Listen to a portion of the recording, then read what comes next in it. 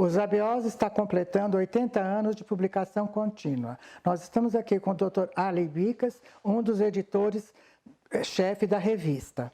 Olá, Dr. Bicas, tudo bem? Tudo bem, dona Claudete. É um grande prazer ser entrevistado pela senhora e um orgulho muito grande falar sobre os arquivos brasileiros de oftalmologia. É com muita emoção que eu presto essas homenagens aos arquivos brasileiros de oftalmologia. Então vamos lá? Vamos lá. Então vamos. Em seu recente editorial, o senhor assinala que seu primeiro artigo foi publicado nos ABOs em 1968 e desde então passou por todas as sessões administrativas da revista. Em 1999, foi convidado para assumir como editor-chefe. Conte-nos um pouco sobre essa sua trajetória na revista. Pois é, 68, estou comemorando agora bodas de ouro do meu primeiro artigo nos arquivos de oftalmologia. Isso já me honra muito, me dá muito orgulho sobre um dos aspectos que a senhora mencionou, e o outro que me traz também grande orgulho e honra é esse fato de ter sido editor-chefe por 10 anos, de setembro de 1999 a dezembro de 2009, dos arquivos. Eu, de fato, tive uma trajetória ascendente nos arquivos, começando em 1990, eu era um dos colaboradores, mas em 90 eu fui convidado para ser do Conselho Consultivo, do Conselho Editorial dos Arquivos Brasileiros de Oftalmologia, participando com Hilton Rocha, Rubens Belfort e o Rubens Júnior desse Conselho Editorial. Com o falecimento do Hilton Rocha, ficamos nós três.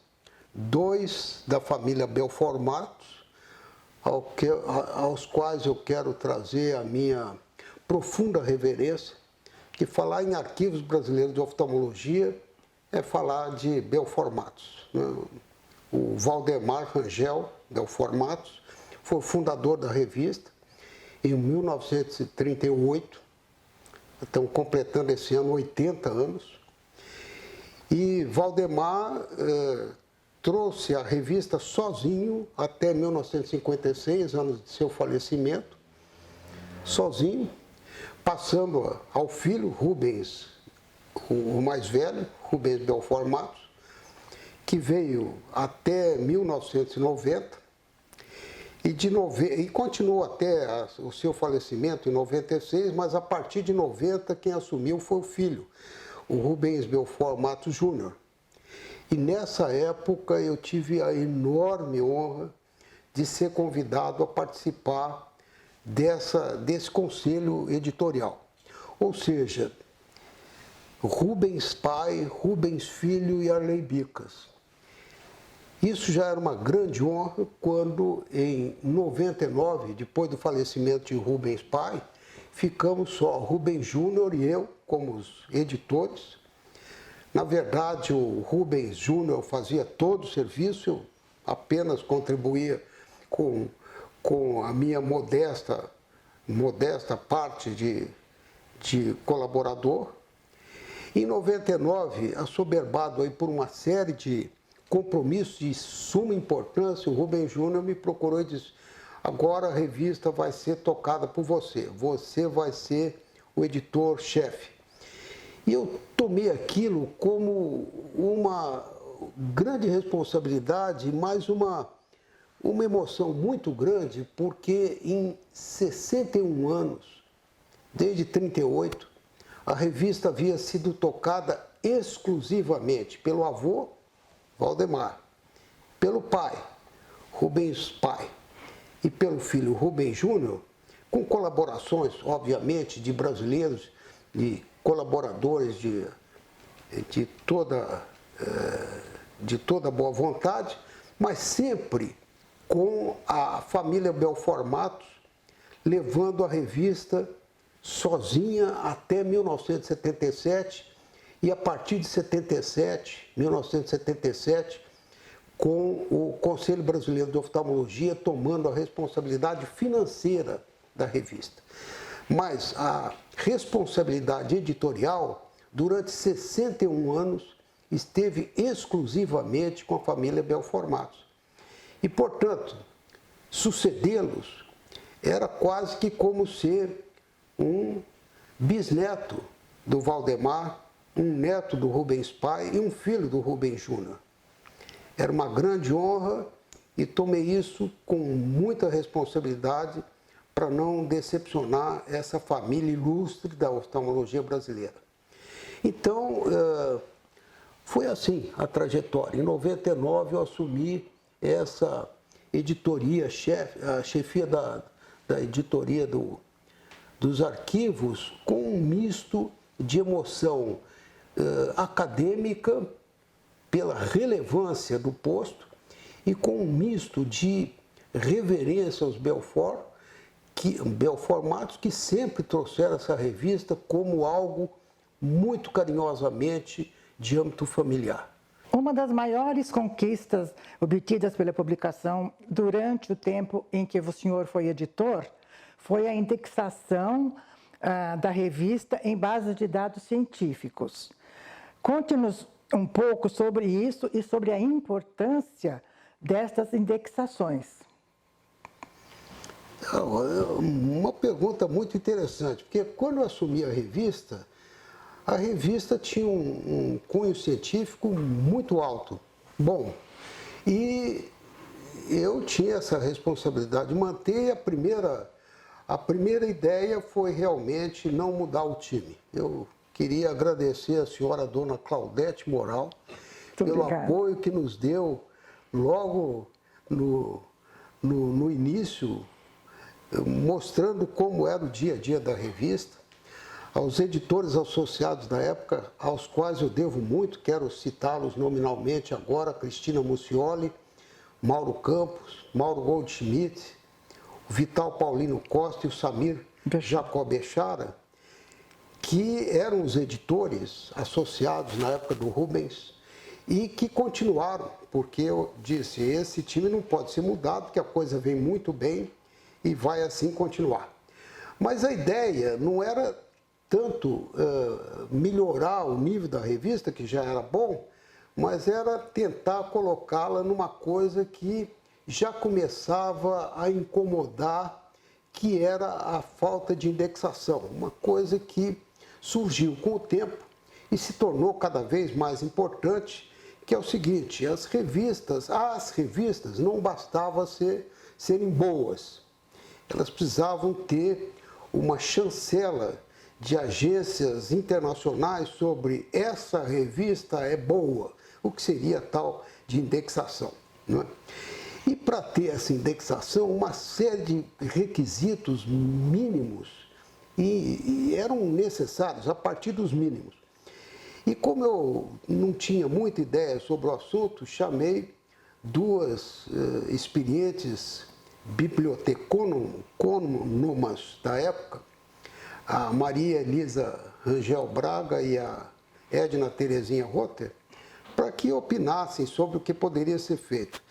Eu não sei se a dona Claudete, que participou da reunião, se recorda, mas uma delas, na reunião, me deu um exemplar da revista, e eu mostrei a elas o último exemplar da última revista, e abrindo ao acaso, uma delas disse assim: já vi um erro, que era no pé da página, aquele Arc Bras Oft, em vez de Arc Bras Oftalmol. Isso daí eu disse no meu editorial de há pouco, que pode ter sido um truque delas, mas funcionou, porque eu disse, puxa, se abrindo a revista o acaso já viu um erro, vai descobrir montes de erros aí. Então, estejam já contratadas. E foi de enorme ajuda. Elas foram de enorme ajuda nessa parte formal da indexação, associada aos editores associados, que prestaram muita ajuda na parte. Indexação, ela é importante porque sem essa indexação, a revista, embora pudesse ser boa, não era considerada, não era catalogada, não era aceita do ponto de vista dessas agências e, consequentemente, do ponto de vista acadêmico, do ponto de vista das universidades, principalmente do ponto de vista da pós-graduação, né, pela CAPES, né, não havia essa aceitação da revista.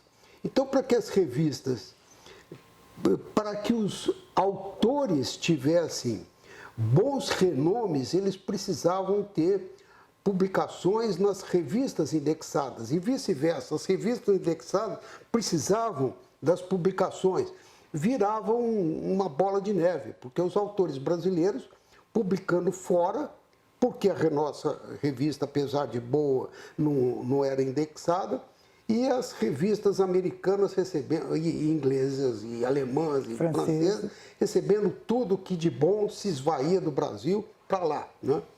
Então era um círculo vicioso, sem bons artigos, a gente continuava com dificuldades de indexação e sem indexação continuava sem os melhores artigos, né? E esse ciclo precisava ser rompido e foi a segunda grande jogada que eu tentei imprimir nos arquivos, ou seja, a primeira manter o time e a segunda fazer essa indexação da revista aí. Doutor Bicas, como era o trabalho dos editores associados sob seu comando? Tinha reuniões, prazos apertados, broncas do editor-chefe, hein? Bom, olha, as reuniões eram ótimas. Eu sempre me recordo com grande prazer dessas reuniões face a face, não é? Porque não era como hoje, usando a internet, que se faziam os contatos. Então a gente vinha periodicamente ao Conselho Brasileiro de Oftalmologia, ainda na Alameda Santos, com a anfitriã Claudete Moral, nos recebendo os editores associados e o editor-chefe para essas reuniões.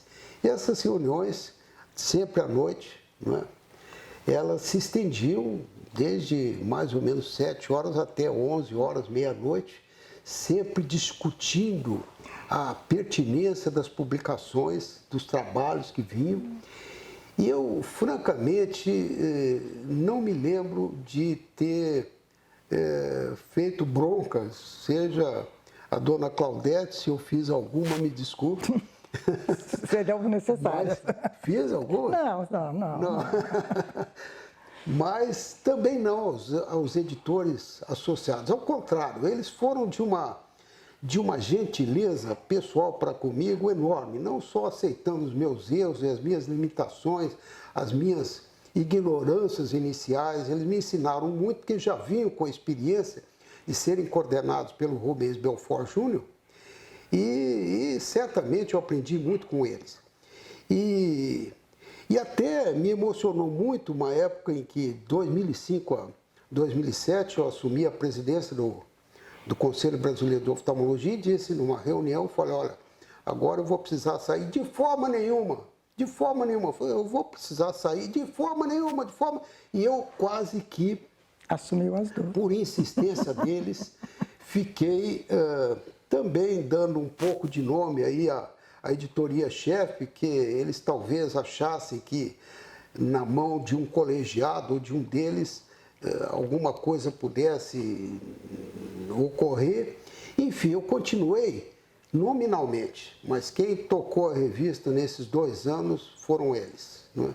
Nessa época já tinha entrado Paulo Elias Corrêa Dantas, que se tornou o 6º editor associado, e aliás, no final eram Cristina Muccioli, o Mauro Campos e ele como os editores associados. Foi. Né? Eles tocaram isso até o fim e foram de grande ajuda. Claro, depois apareceram, aí aumentamos muito, porque com o crescimento da revista foi se tornando difícil que apenas 6 contribuíssem para para aquelas análises todas, né? E aí ampliamos o corpo de editores, né? Eles ficaram como co-editores e o número de editores associados subiu aí para 14. Eu não queria fazer injustiças na nomeação deles, são agora 14 e foram também de ótima ajuda. Eu não me lembro de broncas, ao contrário, eu que recebi ensinamentos dessa turma de grandes amigos e grandes editores dos arquivos brasileiros de oftalmologia. Depois aí, Dona Claudete, que deu uma bronca, que não estava aguentando tocar sozinha, a parte formal da editoração, né, de ver o dia a dia mesmo das coisas, mandar o office boy correr não tinha tanta internet naquele tempo, era manual mesmo. E aí, com grande honra e orgulho, nós contratamos uma outra pessoa que incidentalmente veio a ser filha da Claudete, a dona Cláudia. Então tem uma interação muito grande com a Claudete, a Cláudia, né? Depois a neta dela também.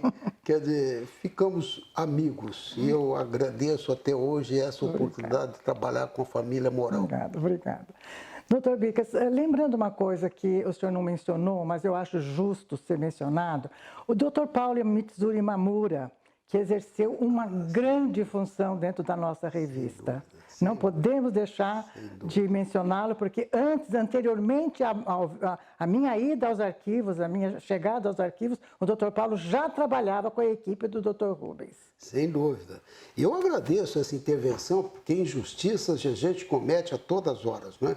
E numa entrevista, certamente, premido pelos tempos, a gente nem menciona e às vezes até comete essas injustiças. Paulo Mamura, não é? O Henrique Kikuta e depois o Adamo, que eram os mantenedores, quer dizer, eram os tesoureiros. Quem pagava mesmo era o CBO, mas quem fazia o dia a dia do dinheiro era o Henrique Kikuta no começo e o Adamo, e agora, depois. E atualmente todos os tesoureiros.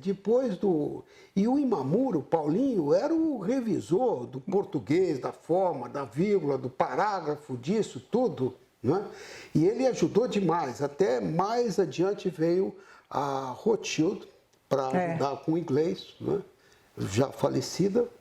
Mas foi o crescimento da revista aos pouquinhos e ela veio cada vez com esses 10 anos, incrementando cada vez mais qualidade, eu acho. Como Arley Bicas vê hoje a trajetória de Arley Bicas nos arquivos brasileiros de oftalmologia? É uma pergunta muito interessante. Olha, não havia pensado nisso, mas o Arley Bicas ele foi um elo de transição de uma revista de alta qualidade para uma revista que hoje é internacional, né? É uma revista ótima brasileira e hoje é uma revista ótima internacional. Ultimamente nós temos aí publicações eu acho que quase metade dos autores hoje são de fora do Brasil. Uma revista que hoje publica, toda a revista é publicada em inglês, uma coisa que no meu tempo eu relutava que assim fosse. O máximo que aconteceu foi o presidente Marcos Dávila ter oferecido para publicar em português e em inglês. Eu disse, olha, vamos fazer o seguinte, isso daí é uma economia que vai pesar para o CBO, porque publicar duas revistas, uma em inglês e outra em português, vamos abrir para o inglês. Quem quiser publica em inglês, quem quiser publica em português. Eu sempre defendi esse direito de que o brasileiro pudesse publicar em português. Foi uma fase de transição. O português é a nossa língua, a língua com a qual eu converso com minha mulher, com meus filhos, com meus netos, com meus amigos, com a Claudete, mas não é uma linguagem academicamente internacional. A gente tem que aceitar isso. E o inglês de hoje é o latim do passado, ele tinha que ser implantado nos arquivos brasileiros de oftalmologia.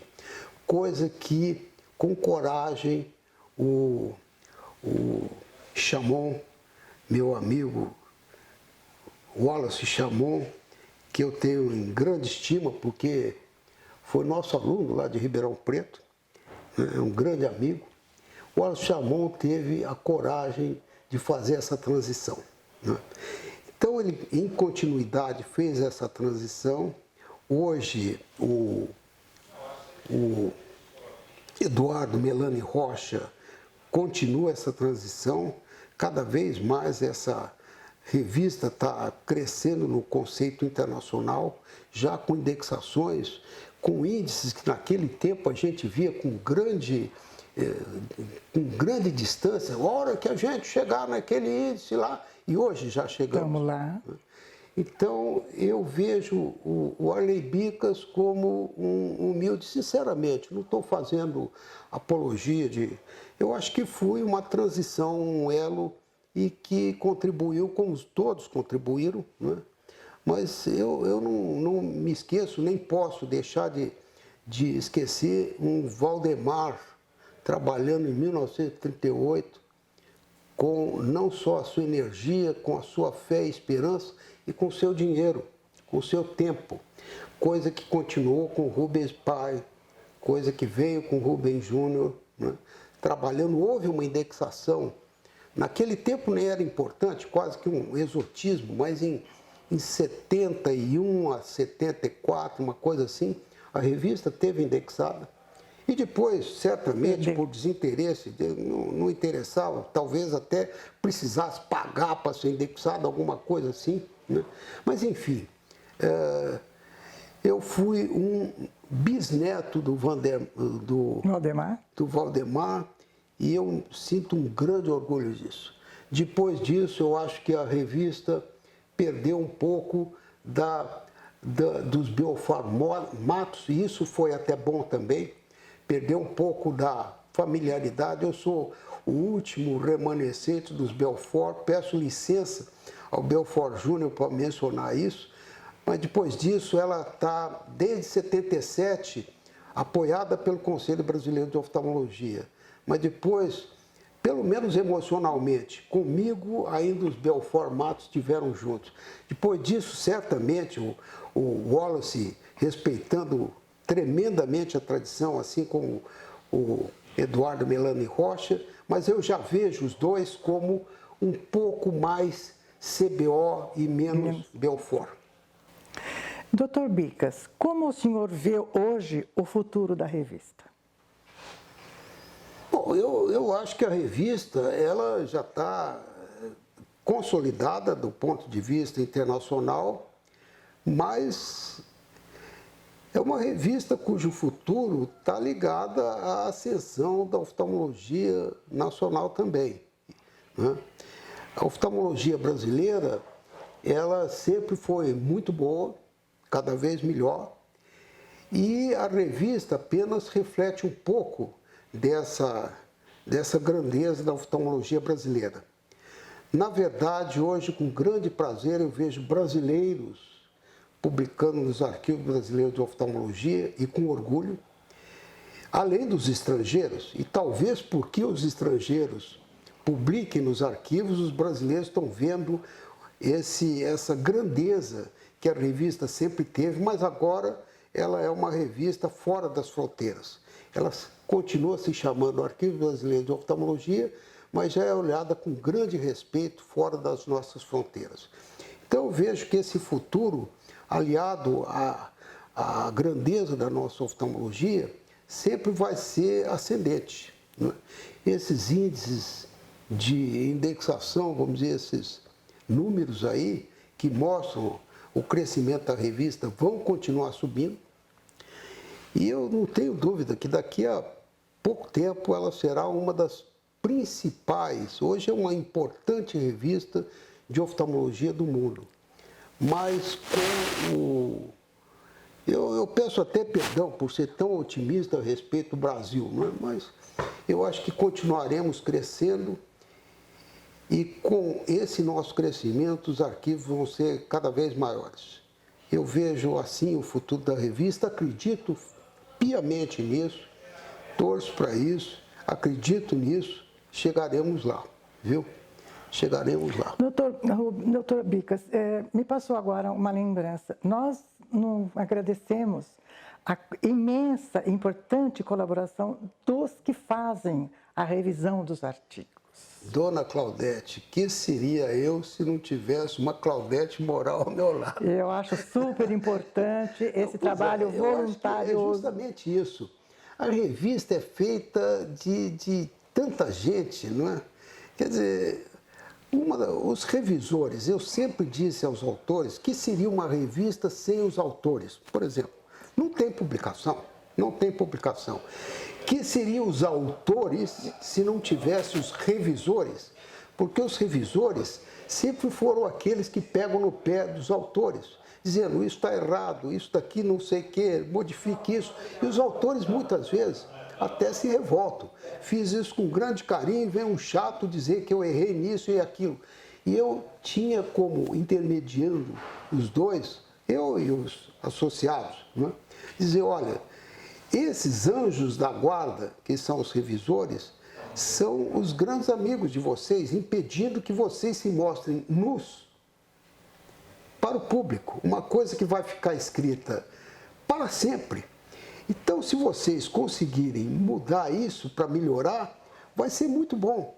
Os revisores são anjos da guarda, são amigos. Essas pessoas, revisores que eram heróis anônimos, os autores, são esses que realmente fazem com que a revista funcione. Quer dizer, e que tenha boa qualidade, não é, doutor? É isso que dá qualidade à revista, não é? Então, como a gente poderia deixar de não mencionar, e eu agradeço, normalmente a entrevista é assim, alguém pergunta de um time de futebol e você esquece de falar da equipe de xadrez, por exemplo, das Olimpíadas. Não é? Certamente esse pessoal, autores, publicando e dando essa preferência aos arquivos. E os revisores fazendo com que esses artigos aparecessem de uma forma melhorada na revista e para o futuro e para o mundo. Quer dizer, então, certamente a essas pessoas, muitas vezes anônimas, que são os revisores, meus profundos agradecimentos em nome daquilo que eu fui, em nome desses que hoje são os editores das revistas, né, da revista, pela qualidade de contribuição que vocês dão. E os autores, obviamente, pelo prestígio que dão aos arquivos brasileiros de oftalmologia. Parabéns a todos, desculpem aquilo que eu deixei de mencionar e aquilo que a dona Claudete certamente deixou de me cutucar, como sempre foi, como sempre fez, e muito apropriadamente. Muito obrigado. Mais uma vez, muitíssimo obrigado por sua ajuda no passado, no presente, durante essa entrevista e certamente no futuro. Muito obrigado. Muito obrigado, sou eu quem digo.